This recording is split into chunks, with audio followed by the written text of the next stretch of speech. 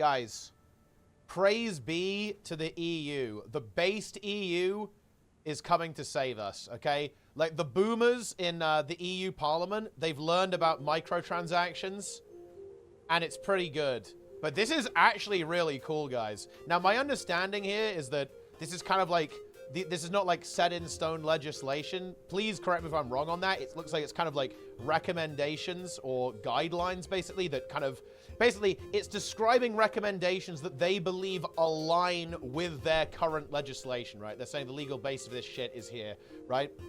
But anyway, EU very based, guys. Look at this. When the in-game virtual currency or in-game digital content or services are offered for sale, the price in real-world money should be clearly and properly displayed. Based! Holy shit, based. Oh my god. When in-game virtual currency is offered in exchange for another in-game virtual currency, which the users can buy with real-world money, its price should be indicated also. Yeah, because they thought about the fact that, they thought about the idea, well, okay, well, companies could make a proxy currency and get around it that way. So no, you can't do that either. Fuck you. When an in-game digital service or content are offered in exchange for in-game virtual currency that can be bought directly or indirectly via another in-game virtual currency, their price should also be indicated in real-world money. The price should be indicated based on what the consumer would have to pay in full, directly or indirectly via another in-game currency, should the required amount of in-game virtual currency without applying quantitative discounts. Oh, so based. Oh my god, it's so good. I love to read this.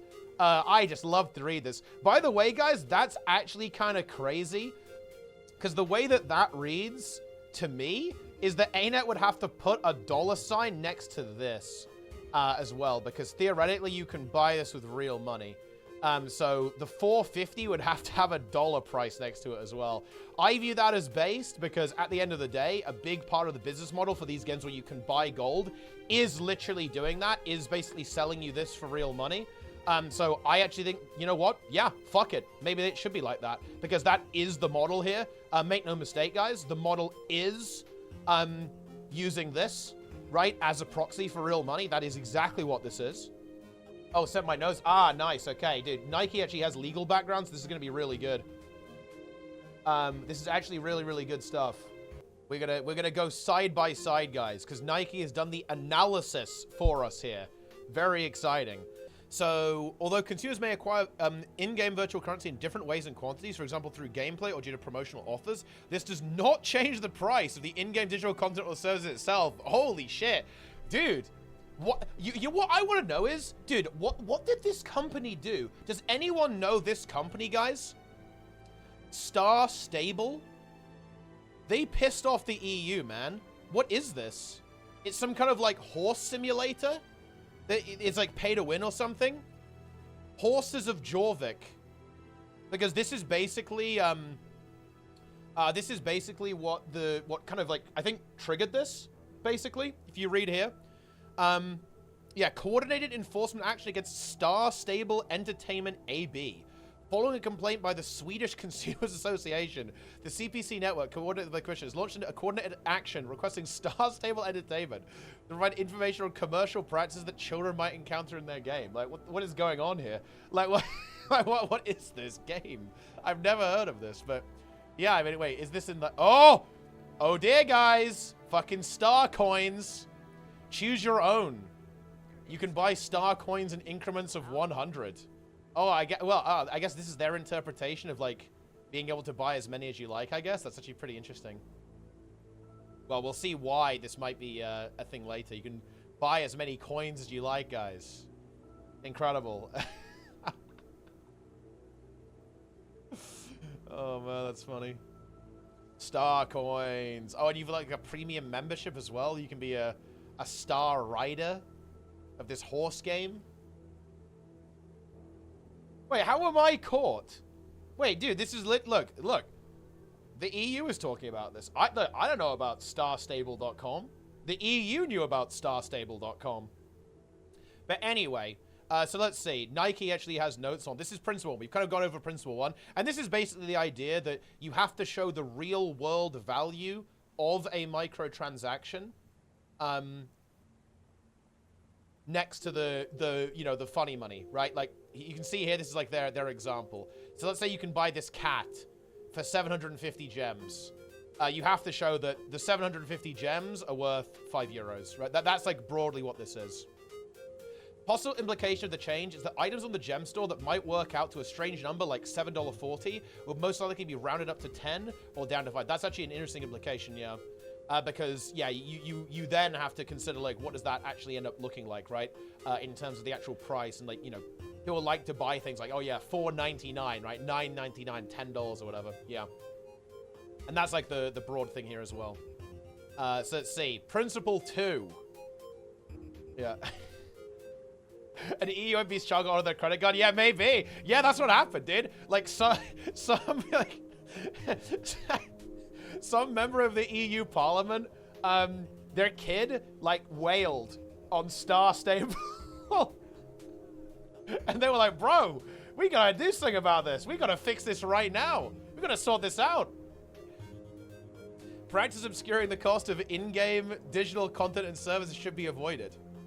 Price information is material information, and consumers should be able to understand the true cost of purchasing in-game content or services by having its price, let's actually zoom in a little bit so you guys can read it a bit easier, by having its price indicated in real-world money. Consequently, traders should not engage in practices that could mislead consumers by obscuring the price of in-game digital content or services they offer.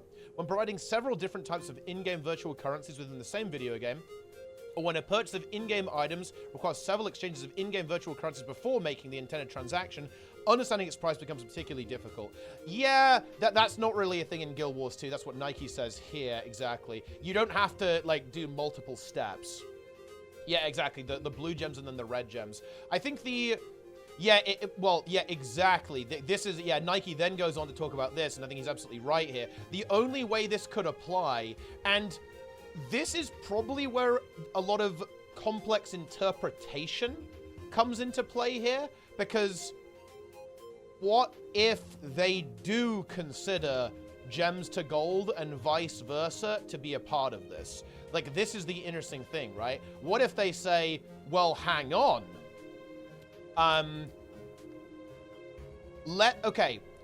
Let's say that the EU says, well, when people buy gems, they often do that with the explicit purpose of buying gold to buy items, right? So, that's where you start getting into interesting territory of like, well, do you actually have to show how much this is worth in real money at that point? Because, let's be real, that is a very common use case for buying gems, is to specifically buy gold, and then use that gold to purchase something else. So, in other words, you might then go on to buy a legendary weapon of some kind. And yeah, this is a good call out by Nike as well. Yeah, this is, again, a guideline. So, if this actually made it to law, it would obviously be significantly more precise than this kind of, this type of wording as well. But that is actually very interesting to me, because again, like, that is a common use case, and depending on the interpretation here, this actually could require some pretty significant reworks to how ArenaNet actually handles... Well, and to be clear, guys, look, I want to be very clear. The EU is not coming for ArenaNet here. This would also apply in World of Warcraft, by the way. Because in World of Warcraft, it's ultimately the same. Like, WoW and Guild Wars 2 both have this proxy currency. Like, in Guild Wars, it's gems. In WoW, it's the WoW token. Right? You know, and it's very common, right? People buy... Yo, Sneb, you'll find... Yo, Sneb. You gotta check this out, man. Consumer protection, you'll be into this. Check this out. The EU is starting to pay a bit of attention to MTX, yeah? And how it's presented in-game and how prices and stuff are shown. You'll find this interesting. Yeah. Yeah, this is huge. This is a big deal. It's a big deal. Again, it's not law, as I understand it. It's, you know, it's guidelines, but the fact that the EU is looking at this is very interesting to me. It's, like, very, very interesting to me, actually, with how they're doing this. But yeah, it would actually affect a lot of these MMOs that have this kind of gold exchange thing, like RuneScape, obviously, WoW, obviously, Guild Wars 2, obviously, and I think it's good.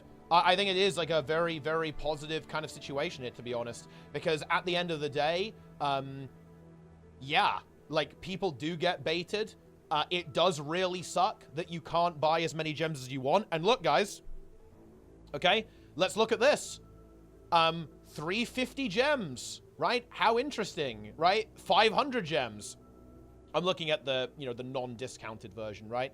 500 gems. You can't buy 500 gems, and you can't buy 375, right? You have to buy 400 or 800. Yeah, this is actually a very legitimate anti-consumer practice. The fact that you can't say, I just want to buy this and nothing else, yeah, that is actually bad. That is not good. And again, we're in Guild Wars 2, guys, so we're talking about Guild Wars 2, but I want to be very clear here. I don't want to come off as like bashing Guild Wars 2. This is very common business practice across the entire industry. This is not isolated to Guild Wars 2 by any stretch of the imagination. This is very much an industry-wide issue that the EU is kind of thinking about here. So to be very, very clear on that, like every game does this. Every game does this, and I'm actually really happy to see, you know, a large legislative body actually taking a look at this particular issue. Very exciting, actually. Really exciting for consumer rights, in my opinion, and consumer protection in gaming and so on, for sure. Yeah. Yeah, definitely yeah, especially in mobile and gacha, Silma. It's a very good call out there. Very good call out. So yeah, practices to avoid, offering for purchase and mixing different in-game. But yeah, this is not like a Guild Wars 2 thing. I feel like this is like a mobile game thing. I don't know games that do this, like offering and mixing different in-game virtual currencies. Does anyone know a game that does this? Is this like a mobile game thing? Requiring several exchanges of in-game virtual currencies before making any in-game purchase. Again, is that like a mobile game thing? I don't know games that do this. BDO? Oh, does BDO? Oh, BDO does this. Gachas and BDO? And Lost Ark. Okay, interesting. Yeah, okay. So, like, more, like, the pay-to-win style stuff, right? Like, the more pay-to-win games and gacha games? Interesting. That's good. I mean, that's good. I mean, like, yeah, those games obviously have pretty serious issues, right? With monetization, so it's good that they're aware of this. For sure. Yo, Nanny with the Prime. Borpa Centrifuge indeed. Link to the doc. Yeah, I absolutely can do that. There you go. And actually, here is the link to the press release as well. So here's the press release. Okay, so Principle 3. Practices that force consumers to purchase unwanted in-game virtual currency should be avoided. Oh, yeah, so, yeah, okay.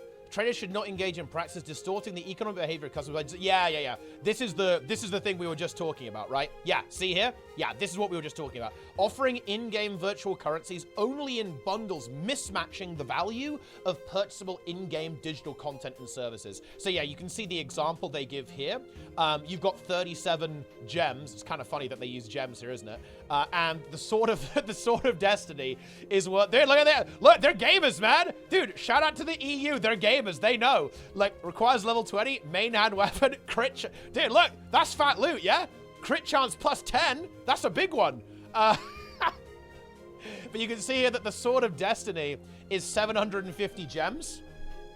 And, you know, the player here has a balance of 37. And you can see the packages of gems that are available for sale here, and none of them matches the amount the player actually needs here. Like, this, I would say, is like a really big clear-cut one. On Principle 2 in particular, there's definitely some room for interpretation there and exactly like how that would be implemented. And again, we'd really have to see how they would look to enforce this on a legislative level to really go here. But this is a very clear-cut one. I think we can all agree that this kind of thing ain't good. You should be able, if you want to buy the Sword of Destiny and you've got 37 gems, you should be able to buy exactly 713 gems in order to get this purchase. There's no reason that they can't sell you an individual gem. It's not like, you know, an economy of scale like in real life, you know, can a store sell you like exactly one mushroom? Well, funny enough, a lot of supermarkets can, right? They'll let you, you know, bag up as many as you want and then do that, right? But you know what I mean, right? There's no like scarcity, right? Or kind of like, there's no need to have these bundles the way they are. It just doesn't make any sense because it's a non-physical item. There's no like logistical reason for that.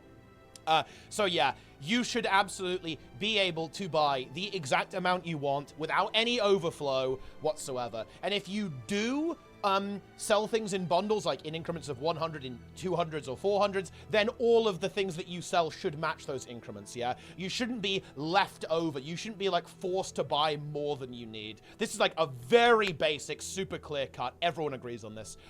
Really cool to actually see this kind of, like, be recognized here. And again, you know, this is, you know, I would very much hope to see this eventually, you know, you kind of move into law as well. And bear in mind, guys, you might think, oh, you're coping, Teapot. Bear in mind, like, this happened with loot boxes, right? Like, loot boxes are just a no-go in some countries right now. Like, this is very much within the realm of possibility. It might take a while, of course, to, like, really make it into the legal context. But, yeah, it can absolutely happen, right? Like, there's no loot boxes in Belgium, for example, you know?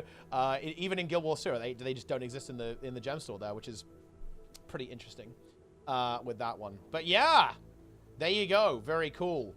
And, yeah, then Nike's comments here. Clearly will affect Guild Wars 2. They sell gems in bundles, sizes that don't cleanly line up with everything in the store. Likely, ArenaNet will make gems available in lots of 100. Likely, ArenaNet will eliminate all gem store items under 100 gems. Yeah, that would be a pretty clean solution to going ahead and do that. It's actually interesting. Like, I think it will be cool if you could just buy as many gems as you want, I guess. But I guess that maybe it kind of gets a little bit weird with, like, you know, how much that actually ends up being worth. You end up with, like, some really, really messy numbers, I guess, and maybe people don't like buying that way, but yeah. We shall see indeed. But yeah, really good. I like this a lot. Big fan. Pre-contractual information and contract terms. Contracts where consumers pay with in-game virtual currencies are subject to mandatory European consumer protection legislation.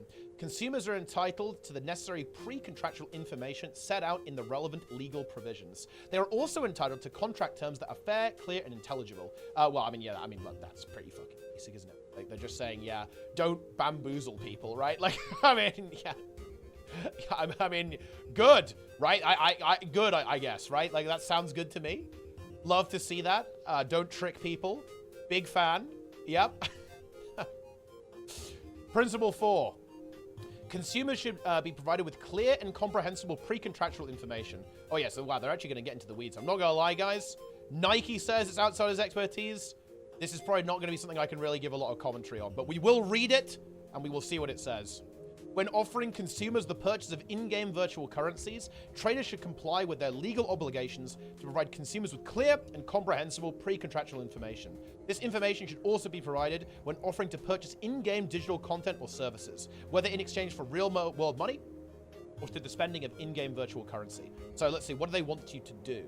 A company, any offer to purchase in-game digital content or services in exchange for real-world money or virtual currency with the necessary pre-contractual information. This includes, but is not limited to, the main characteristics of the in-game digital content or services or virtual currency, the identity and contact details of the trader, the price and real-world monetary value, the existence and conditions of the consumer's right of withdrawal, the legal guarantee of conformity for digital content and services, the payment and delivery methods. So yeah, this seems to be, well, I guess kind of like my read on this is that they want to make it, you need to describe exactly what you're selling to people when you sell it to them, right? So when you're making a purchase, and that includes when you're trading in that currency. So in other words, it's like, okay, if you're buying a skin, they need to show you the skin. If they're selling you an item, it needs to very clearly explain to you what that item does, right? And you know, how powerful it is. It needs to, like, accurately represent what that's what it sounds like to me, is that they want you to do here, which, I mean, that definitely sounds like a pretty good idea. Now, I think what's interesting is I wonder if you could stretch that to saying, if you're buying a loot box, you need to show the drop rates.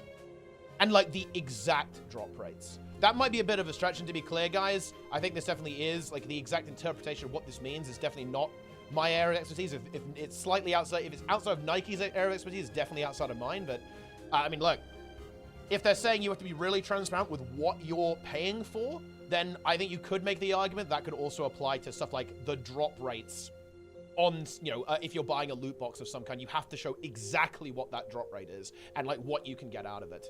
For example, which I think will be good. I'm not a big fan of loot boxes. I'm sure you guys aren't either. Principle 5, consumers' right of withdrawal. should be respected. When offering to purchase either in-game virtual currency, digital content, or services, the trader should comply with European consumer protection legislation and inform consumers of the steps for exercising their right of withdrawal, and where applicable, allow them to exercise that right within 14 days of the purchase. For digital content to be exempted from the right to withdrawal, the consumer must give their express consent to begin using the content or service immediately before the 14-day period expires, and acknowledge that their right of withdrawal will be lost. The consent and acknowledgement can be requested and provided together in a single click, but separately from the click to purchase the digital content, e.g. the buy button. In addition, the trader must provide the consumer with confirmation of the respective contract, including confirmation of the consumer's express consent and acknowledgement. Practice to avoid. Exempting the purchase of an in-game virtual currency, which is not digital content, from the right of withdrawal. Denying consumers' right to withdraw from a contract from the purchase of in-game virtual currency within 14 days for any in-game virtual currency that remains unused. Denying consumers' right to withdraw from contracts for the purchase of in-game digital content services regardless of whether the player pays with real money, in-game virtual currencies, or provides personal data to the trader. And this seems like just consumer protection, right? Like you can basically say no. You can back out if you want to, I guess. Let's see. What does Nike say about this? This might require ArenaNet to change how they sell Old Living Story on the gem store. The caveat is you can't get a refund if you use the content, so ArenaNet would very likely argue that a user who buys, say, all of the Living Story as a bundle will be on the hook if they play any part of it. I'm usually extremely pro-consumer, but I don't see a valid reason why someone should get a refund for a Living Story season after they played it. From a technical standpoint, ArenaNet would struggle to undo the economic stuff the player did in those zones with currencies and account unlocks. Yeah. Yeah, this is kind of interesting, actually. Like, because, I mean, doesn't this say that... Yeah, I think you'd have to... They would basically have to say, if you buy this, you can't get a refund when you play it. Yeah, this actually is a little bit strange, because this is basically saying that you have to explicitly tell the consumer that if they use something, they can't get a refund. Like, that's what it's talking about here with withdrawal, right? The 14-day withdrawal period. So they'd have to be very clear that, yeah, once you play this, guys, it's no takebacks, okay? It's yours. You have to play. You know, you can't have a refund. I mean, yeah, I mean, that is interesting. And of course, that would just be a little bit of... Feels like there would need to be some kind of red tape on certain purchases, basically, that the consumer would then have to read and then accept separate to the buy button.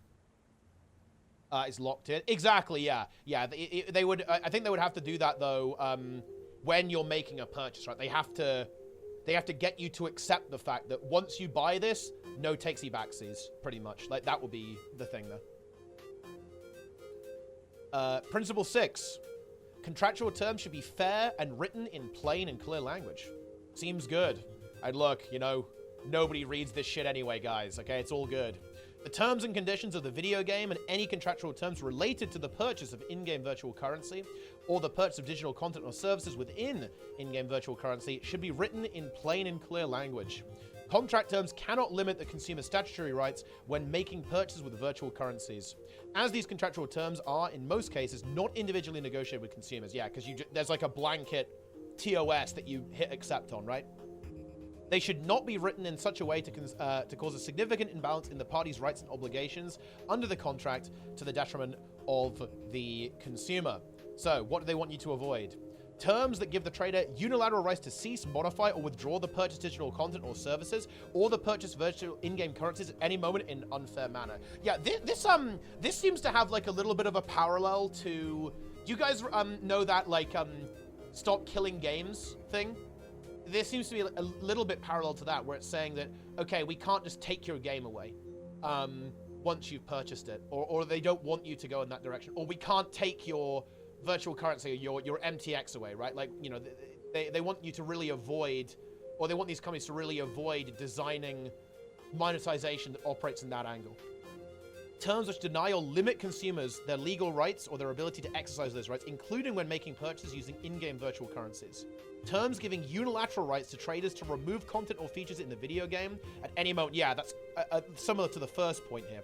Particularly if the content or feature is purchasable for consumers, and consumers could expect it to remain at the time of purchase. Yeah, this actually reads really interestingly, right? So they're kind of saying... Wait, aren't they kind of saying here that if you... Ooh. That is interesting. Aren't they saying that if you sell a piece of DLC, it kind of has to stay around forever in a game? You know, it's funny. I feel like some games would be a little bit weird there. Like, what happens if you do like a WoW Cataclysm and you like completely rework the game and kind of like old stuff gets replaced? Or don't they do this in like Destiny 2? Isn't this a thing in Destiny? Isn't like some of the old content just gone that was previously paid for? That's actually very interesting. Yeah. Very interesting about that. It's like that actually would potentially change how developers have to go about making games if this did make it into lore. That's interesting, actually. Yeah. Terms granting traders a right to unilaterally modify the value of in-game virtual currencies. Ooh. Yeah. So that means that they're saying you couldn't just, like, arbitrarily mess around with the prices on these virtual currencies. That you'd have... Yeah, you'd have to... Wait, what would that even look like? Like, you can't modify the price of, say, buying gems? Interesting. I'm not sure if I'm sure that has happened in some games, probably in, like, more mobile game stuff, where prices can change. Terms granting traders the ability to ban, suspend, or remove consumers' access to their accounts or purchase digital content without the ability to contest the reason for this action. So they can't ban you with, like, no appeal, basically. You have to have some kind of... have some kind of recourse, I guess. You can't charge one price if you swipe at another price if you do gold gems. Ah, I see. Okay. Yeah. Yeah. Okay. Yeah, so it has to be the same gem price, whatever way you come to it. That does make sense. Yeah, and let's see here. The term in an unfair manner covers most use cases. ArenaNet rarely bans people unfairly, so they're probably fine. This is definitely a bigger problem for Steam competitors from studios that remove versions of the game you bought from your library. Interesting. The right to not have content you purchased removed is likely not a problem. Yeah, I mean, that's like the opposite of ArenaNet. Like, it's around there forever. That's kind of the selling point, right? Contesting bans is potentially interesting, but likely ArenaNet would argue they already allow ban appeals. Yeah, exactly. They definitely do, right? The EU could argue this isn't a fair process, and ArenaNet would have to provide their evidence of user wrongdoing. Additionally, they can't add a thing to their end-user license agreement, banning a lawsuit if they refuse to provide a reason of the ban. Yeah, so basically they had to be a little bit more transparent with why. I think there are some issues sometimes with ArenaNet support, like being a little bit cagey, but in general I felt they're pretty good. They'll tell you what you did. A lot of the time. I think the evidence thing is interesting because they tend to not show the evidence, because if you show evidence, you can kind of, you're giving information, right? Because enforcing rules in video games, you kind of don't want people who get banned to know how you got caught, yeah? If that makes any sense. Let's say you got banned for hacking. You don't actually want to give information on how you caught people hacking, because then people know what to avoid, yeah? So people who are botting and hacking and so on, or, you know, engaging in other kind of, like, bad practice, it potentially gives them an advantage in avoiding getting caught and getting banned. So that might be something that would be a little bit inconvenient for these games companies to deal with. Like, if they were actually kind of, like, forced to actually share evidence on, like, okay, you banned me, you have to show me why, you have to show me the evidence. So that's actually pretty interesting with how they, you know, how that would pan out, I suppose. Indeed. Oh, Lost Ark does that. They have one price of paid currency. Ah, another if you transfer. Okay, so that is what they're getting at. Man, the thing is, I'm really glad some of you guys have played some of these games and, like, gacha games and stuff, because some of this stuff, it kind of goes over my head because I almost don't know what they're talking about, you know, because I just don't play these games. I don't play games that have these really aggressive monetization policies. So it's like, okay, that makes way more sense to me now that you guys give me that example. But honestly, I think it's kind of cool. It means that the EU's kind of clued in on this stuff, right? They've done their homework, you know? They know about gacha, guys. Dude, someone from the EU played Genshin Impact. Oh, that's funny. I like that. That's a funny image. Funny mental image, I think. Okay. And I think we're on the last principle now, actually. and this is a bit of a preamble here. We're talking about vulnerable consumers. The European consumer protection legislation requires traders to be particularly cautious when consumers are vulnerable to certain commercial practices, and the trader can be reasonably expected to foresee this. Consumers can be vulnerable on the account of their age, mental or physical infirmity, and credulity. This is not an exhaustive list of factors of vulnerability. When it comes to video games, the vulnerability of consumers must be assessed within the context of the specific video game. Certain groups of consumers are always considered vulnerable, such as children, while other consumers may be considered vulnerable only in context.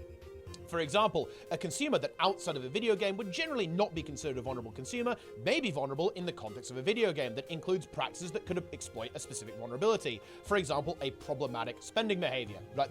This is like very much leaning into whaling, right? Gambling, right? Loot boxes and so on. That's what this is talking about. Therefore, traders should adapt their practices according to the consumers that could actually be reached by the practice, not only according to the intended. Oh, yeah. Dude, wow. Good. Yeah, this is like on it. Yeah, like we're on this. This is very clever because this is something that companies will slime. They'll say, oh, well, our game is really only aimed at adults, right? But then, of course, like a bunch of kids are playing it as well, right? It's like, oh, we had no idea. Okay. In this sense, traders in the video game industry should be particularly cautious of their games being likely to appeal to children, even if they are not the target audience. Holy shit, based EU. Dude, I love to see that. Principle 7. Game design and gameplay should be respectful of different consumer vulnerabilities. The use of in-game virtual currencies psychologically, yes! Disconnects the act of spending, yes! I mean, this is the really big one. Like, this principle here is, in my opinion, the underlying philosophy to the entire problem with virtual currencies. This is why this is such a big deal. Because your brain, when you see 750 gems, what does that mean? And this is why you have stuff like this, guys. And I really hate to say this, but this is the cold, hard reality. The reason why all of these business practices exist within the industry with like proxy currencies and all this kind of stuff going on there is to separate swiping that card from the price. That is what this does. That is what it is for. This is the underlying thing. That is the motivator to try and actually address this. Yes, absolutely. Which in turn leads to a higher expenditure of real-world money. Yes, exactly. This is essentially a commercial practice that is likely to materially distort the economic behavior of customers. Yeah, I feel like, dude, Principle 7, we hit like the big one, this is like this is the thing, right? This is why we want to address this, right? This is why this is such an important thing for consumer protection, consumer rights. Absolutely, yes. This is especially true for the vulnerable consumer demographic, such as children. The reason for this is that children are more vulnerable than adults when it comes to advertisements and other commercial practices. When it comes to in-game virtual currencies, children are more susceptible to the obscuring effects that often come with this type of commercial practice. Given the widespread popularity of video games among children, any video game which is not exclusively intended for adult audience should expect a significant part of its player base to be under the age of 18. This places a particular responsibility on traders to avoid commercial practices that are likely to distort children's economic behavior by exploiting, for example, their lack of experience, economic knowledge, or natural credulity.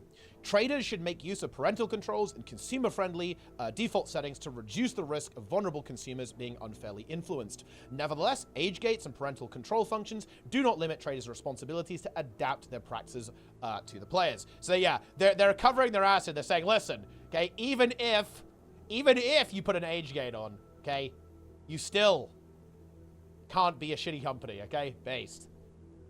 Consumers that are willing to spend excessive amounts of money on and in a video game, so-called whales, may be considered vulnerable since they are likely to struggle with impulse control or gambling disorders. Consequently, video games that base their business model on targeting whales are likely to target a vulnerable group of consumers. Therefore, the fairness of their commercial practices is to be assessed according to a stricter threshold. Oh, yes! Oh my god!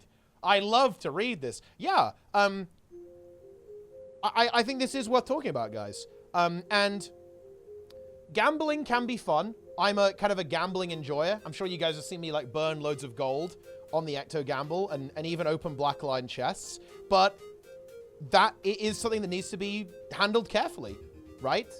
We don't just, like, let everyone into a casino and, you know, casinos are subject to pretty strict regulation to make sure that people don't get damaged by them, right? Like, it's not a case of, like, oh, yeah, we should not allow any of the stuff to exist. I'm not saying we should, like, ban casinos or make it so that loot boxes don't exist, because I know that players enjoy those. But you have to treat it responsibly, right? Like, you have to make sure that people aren't getting exploited, and you want to minimize the amount of damage that these business practices do. Yeah, people have gotten into serious financial trouble over getting addicted to buying loot boxes. Absolutely. Yeah, and the underlying disconnection between virtual currency and these prices are what kind of funnel people into that, right? It's one of the reasons why people get sucked into it, because they don't realize how much they're spending, or they're not thinking about what they're spending in the moment. Yeah, this is a really, really good point.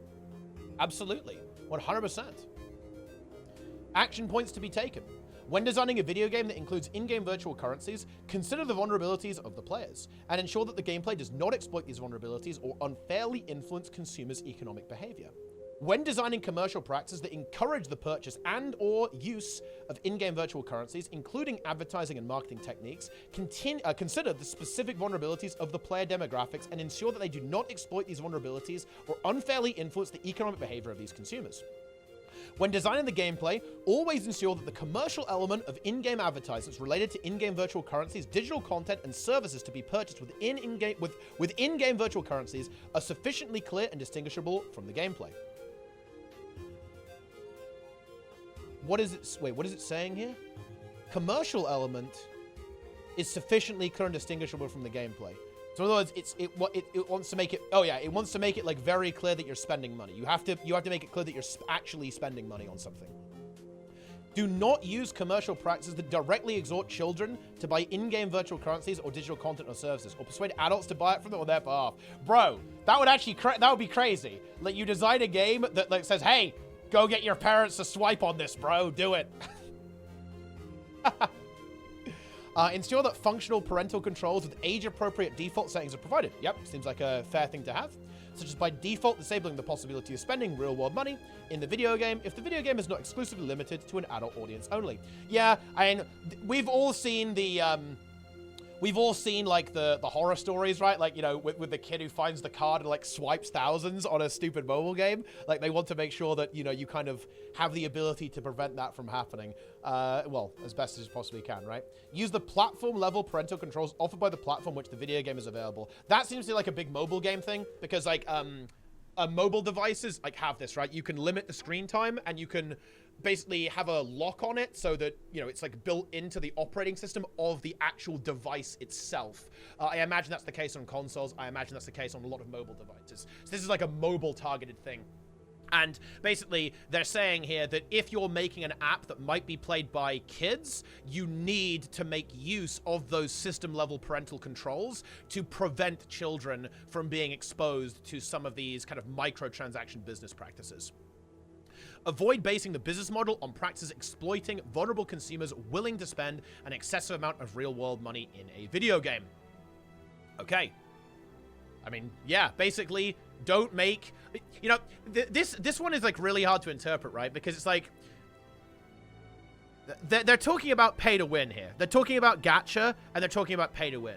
Because let's cut the bullshit, guys. What they're saying here is don't design your game in such a way that it, like, baits people who are maybe a little bit vulnerable to that into spending a shit ton of cash on it. So, gamba, pay to win, right? All that kind of stuff. Avoid that. It's actually very interesting to see, like, how this could potentially affect some of these games that have this very aggressive business model that's like, oh, you know, you can get a little bit more powerful if you spend a bit more money. Like, oh, you know, if you get this, you can get an RNG drop and it's going to be a super sick item. It's going to be a super rare skin or whatever, right? Oh, but, you know, you got to gamble for it. You got to gamble for it. Yeah. And let's have a look at the notes. Yeah, I think the social pressure element is really good. Oh, have you got the best gear, bro? You don't have the best gear, dude. Maybe you should swipe. Wait, I don't know if this is actually, like, satire or not, but wasn't there this meme that, like, kids were getting bullied for, like, having default Fortnite skins or something? It's like, bro, what is going on here? Like, there's some weird ass stuff that goes on in these like online games, right? With like the social element too. Oh, you haven't got the best gear. Oh, you haven't got the skin. Ooh, what's wrong with you, dude? And that then pressures people into spending money on this product and buying these microtransactions, right? And like this is like all part of it. I'm actually really excited, guys. You know, I admit I was a little bit despair about the state of the industry. We heard some rumblings from the EU about loot boxes, the same from the UK government as well. It didn't really tend to go anywhere. But man, this is so exciting to read. You know, I know it's like, oh, MTX, you know, like, oh, blah, blah, blah. But this is really, really exciting to read, guys. This is very cool because this is the EU. This is a very major, you know, major part of the world economy taking a look at this. Very, very cool. I very much hope to see this kind of continue to move forwards here, and we see some like big developments here. Because I want to be clear, guys, I do not have a problem with the microtransaction business model. You know, if that's the way you want to go, that is absolutely fine. I think it's fair to offer in-game purchases, even gold. I personally don't like it that much, but I don't have like an inherent problem with it. If you want to do that, you can do that. But I think it is important to uphold proper standards on this stuff, to make sure that consumers know how much they're spending, to know what they're buying, and to avoid these really toxic practices that force you to buy more than you need, don't allow you to buy the exact amount that you want, kind of obfuscate the value and how much you're spending at the time, and obviously looking at loot boxes, looking at pay to win, looking at things that kind of suck you into buying more and more and more and more and more with all this kind of stuff. Yeah, this is really, really good. I'm very excited to actually see where this goes. I hope to see the EU continue to look at this issue.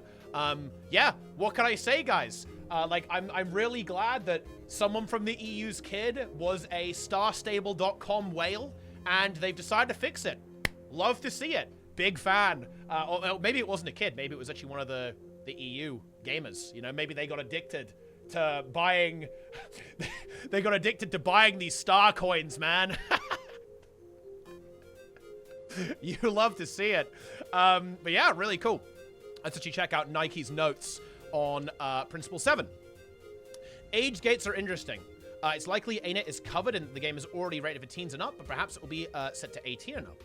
Anti-whale language. Yeah, age gates are kind of weird to me. It's like, I feel like they're pretty easy to get around unless you do some weird shit where, like, you have to use your ID to sign up, but that's just weird. Like, we're not doing that. I think they do that in Korea, I think that's also to, like, so, you know, that's to avoid, like, getting around bans and stuff, too. But I don't know. It's hard to implement. I think the age gate stuff can work if the parents are involved on devices that have system-wide stuff. Right, so like, you know, you can set like screen hours, right? You can set, okay, this is, you know, this is for kids using this right now, on a mobile device, on a console, something like that. Like, that's where those age gates can come into play there to kind of protect kids. But it's, you know, like if you're kind of signing up for a game on your own, it's like, oh yeah, like, yes, hello, fellow adults, right? It's like pretty easy to get around that one, but I think there's some applicability there as well. Anti-whale language is interesting. I'd have to read the actual statute if they pass that on in a sense that strictly defines these terms. My guess is that when ArenaNet release a mount skin pass that has 30 skins on it, that is the whale bait. They would most likely have to orient their business model towards fewer but higher quality mount skins, for example. Yeah, I don't think Guild Wars 2 is like a whaley game. I feel like when we're talking about whales, we are kind of talking about loot boxes, pay to win. You could argue that people whale and buy gold, so maybe they would limit how much gold you can buy. Maybe, like, that will be something they'd have to consider. So you can't, like, oh yeah, I'm gonna buy 10,000 gold or whatever. And you know, the funny thing is, don't ask how I know this, guys, but this actually already might be a bit of a thing in Guild Wars, because, okay, I'll actually tell you a story. It's not bad or anything. Ashmite was a really big supporter of my tournaments and the Guild Wars 2 competitive scene in general.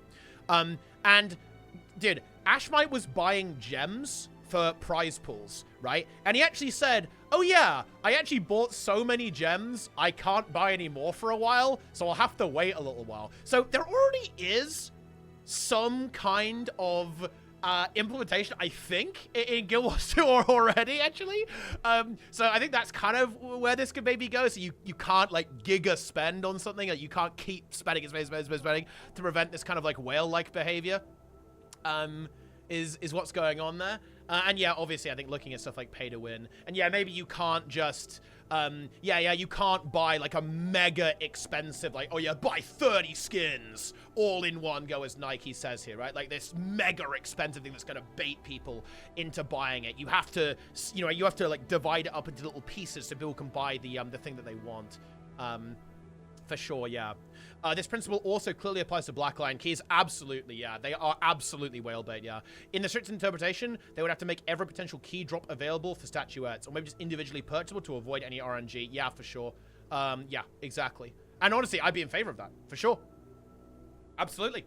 I don't like loot boxes. I think that, no joke, Black Lion keys, they do not belong in Guild Wars 2. They really don't. Guild Wars 2 is definitely one of the more consumer-friendly MMOs out there, 100% without a shadow of a doubt. Yes, Black Lion keys are the odd one out. Why are they here? They do not fit in. A game like Guild Wars 2 should not have loot boxes. I don't think that's controversial whatsoever. I mean, look, when it comes to loot boxes specifically, you guys know me, I'd be in favor of much more aggressive legislation. I'd like to see them gone. Very much how they're handled in Belgium right now. You cannot buy Black Lion keys in Belgium. And I think that, yes, that should be just a thing. If you want to have loot boxes in your game, it should have to be like, like age restricted in some way, or just don't fucking have them, okay? Get them out of here. We don't want them. Nobody likes them. Get that crap out of here. Sell us stuff individually. Don't make you gamba to get the stupid skins, right? Because bear in mind, this isn't great, guys. This really, really is not great. Like, they put exclusive skins that people really want in this, and that does cause people to swipe. That's not good. That is not a good mark for the business of the game, right? I don't like that whatsoever. But yeah, I mean, we can do a loot box rant later on, okay? But anyway, just to kind of sum things up, super interesting to actually read this. Big shout out to the EU here, and I do want to give a big thank you to Nike as well.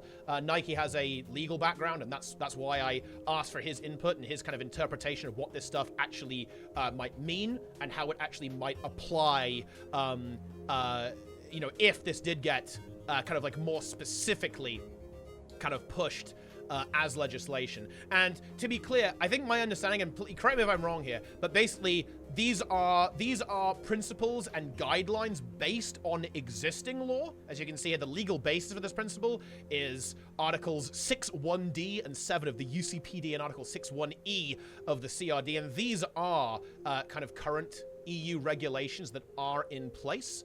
But I don't think companies are going to be forced to comply to these exact guidelines as of right now.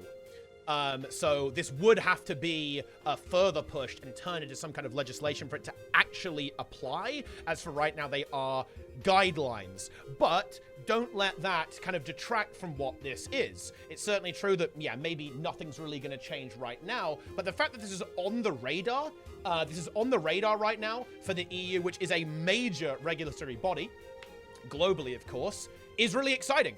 I really do think that the games industry needs a kick up the ass. I really, really do. And if the EU is the boot that's going to be giving the games industry a kick up the ass, then hell yeah. Okay, I'm all for it. Very funny coming from a Brit, I suppose, but it is what it is, my friends. I'll have to get my blue flag and wave it around a little bit while the EU saves the gaming industry. Yo, let's go! Love to see that, indeed. But anyway, yeah, that's it. I guess this actually might end up as a YouTube video. Shout out to YouTube, by the way, guys. So yeah, let me know what you think about this. Are you excited about this? Are you just a whale? Maybe you love whales. Maybe you want to be a whale. Maybe you hate this. But if you're not a whale, you probably like this. Let me know what you think. I'm very curious what you guys think. And actually, I would love to hear from people who have a legal perspective as well. on this. Like, if you have experience with consumer protection law or anything like that, please give me your take. I want to hear about this. Please educate us, because obviously this is not something I'm familiar with. I very much hope that I kind of made that clear while reading through this. This is a layman's perspective with a little bit of assistance from Nike as well. But yeah, please let me know, like, what this, you know, how you interpret this, like what this could mean, like how this could go in the future. I'm really interested to learn about this. And maybe, and actually, if you actually want to come and chat about it, I would love to do that. We could have a little mini tea time perhaps and kind of discuss this and kind of go over this like in a more kind of analytical sense on how this could actually play out. I'd be super interested. So if you do have some kind of insight into how this might go, please give me a message. You can leave a comment on YouTube or just go ahead and send me a message on Discord as well.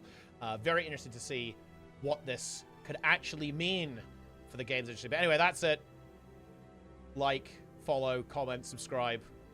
Buy Guild Wars 2 using my referral link. Haha! Very nice. That's not a microtransaction though, guys. That's clean. That's all right. That's allowed. Okay, that's clean. Anyway, that's it. I'm out of here. GG.